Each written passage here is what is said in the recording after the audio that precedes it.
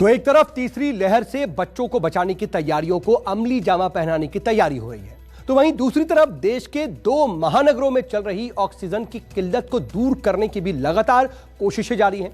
दिल्ली और मुंबई में हमारे संवाददाताओं ने ऑक्सीजन की कमी को दूर करने की तैयारियों का जायजा लिया। आइए आपको भी दिखाते हैं कि देश की 2 राजधानियों से सामने आई रियल ग्राउंड रिपोर्ट इसको लेकर क्या है।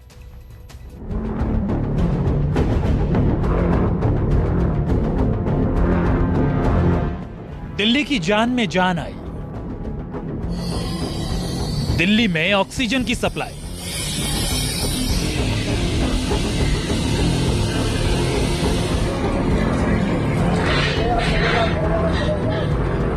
दिल्ली में ऑक्सीजन की किल्लत को देखते हुए अस्पतालों में ऑक्सीजन प्लांट लगाने का काम तेजी से शुरू कर दिया गया है। राजधानी में डीआरडीओ ने एम्स, आरएमएल, सफदरजंग अस्पताल, लेडी हार्डिंग मेडिकल कॉलेज में ऑक्सीजन प्लांट लगाने का बीड़ा उठाया है और इनमें से 2 संयंत्रों को दिल्ली पहुंचाकर फिट भी किया जा चुका है।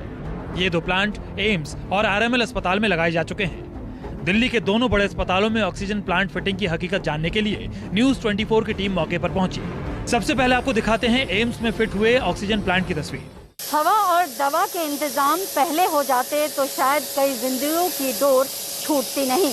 बहरहाल जिस तरीके से दिल्ली में ऑक्सीजन को लेकर हालात हैं, उस पर सरकार ने अब कदम उठाना शुरू कर दिया है।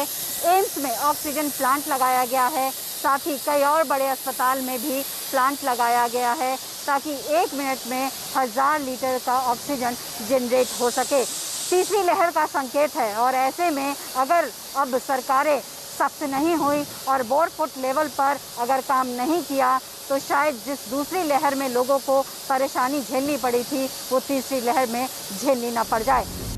एम्स के साथ साथ राम मनोहर लोहिया अस्पताल में भी ऑक्सीजन प्लांट ने काम करना शुरू कर दिया है।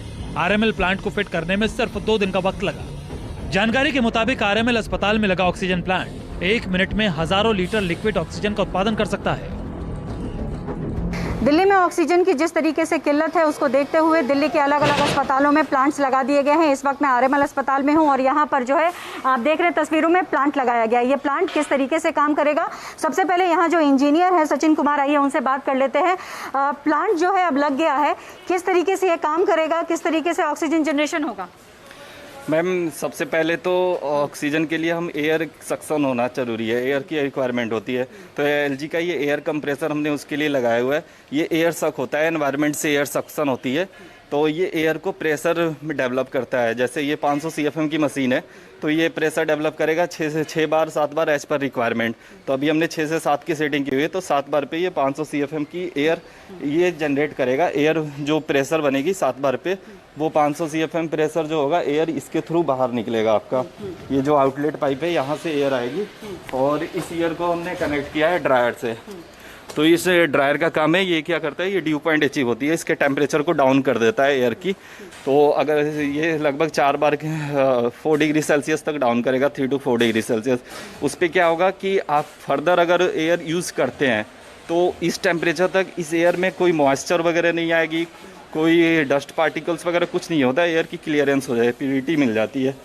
ये यहाँ से इन हुआ एयर, उसके बाद ये आउटलेट है, यहाँ से आउटलेट होके एयर का जो है इसमें स्टोर होगा, इसको एयर टैंक बोलते हैं, एयर रिसीवर टैंक है। यहाँ पे जब एयर स्टोर होने के बाद यहाँ से आउटलेट होगी एयर के, यहाँ पे भी हमने कार्बन फिल्टर लगा रखा है, लाइन फिल्टर्स लगाए हुए। ये क्या करेगा, ये इसमें अगर कुछ है डस्ट पार्टिकल तो ये भी थोड़ा बहुत या फिर कुछ भी है उसको बाहर कर देगा। तो यहाँ से उसके बाद एयर जाती है सीधा आपके इस टैंक में, ये है ऑक्सीजन जनरेटर टैंक। तो ये 2 टैंक है, ये टावर ए और टावर बी बोलते हैं हम इसको। तो इसमें मेनली जियोलाइट केमिकल्स होता है, ये केमिकल एडजॉर्प्शन प्रोसेस पे काम करता है।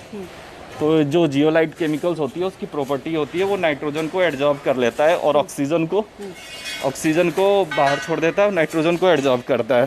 तो नाइट्रोजन को एडजॉर्ब करके आप उधर देखेंगे उस साइड में, इधर से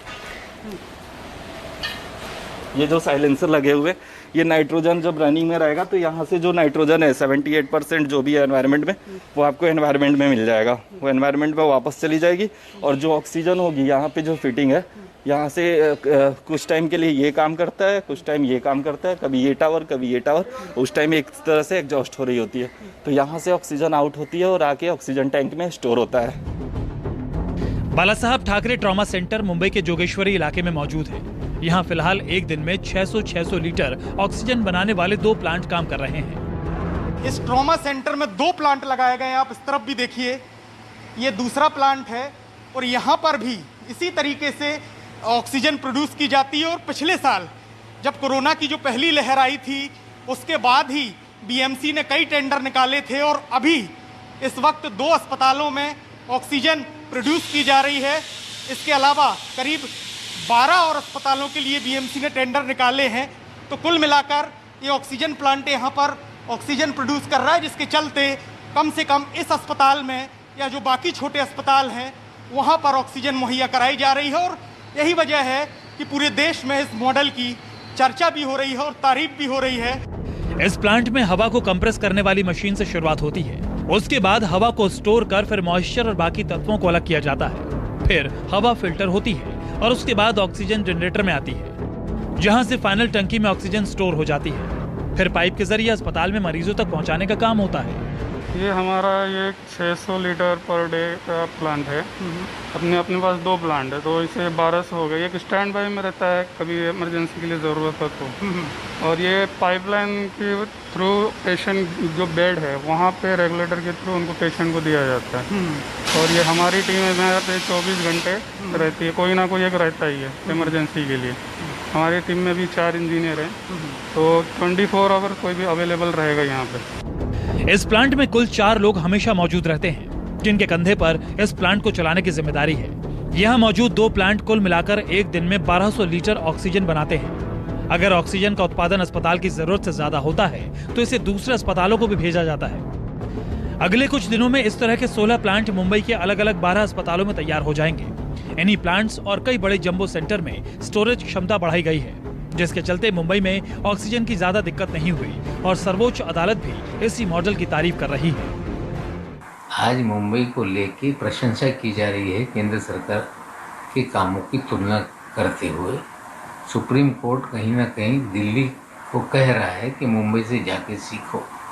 हमें लगता है कि ये इससे बड़ा कोई भी जो भी अधिकारी है या सरकार है उसके लिए प्रशंसा, बहुत बड़ा एक उत्साह बढ़ाने वाला ये सुप्रीम कोर्ट ने काम किया है। देश के वैज्ञानिकों का कहना है कि कोरोना की तीसरी लहर को आने से कोई रोक नहीं सकता। महाराष्ट्र सरकार पहले से ही इसकी तैयारी में जुटी है, यानी तीसरी लहर की तैयारी में भी महाराष्ट्र देश के दूसरे राज्यों के लिए मिसाल बन सकता है। संकेत पाठक, मुंबई, न्यूज़ 24।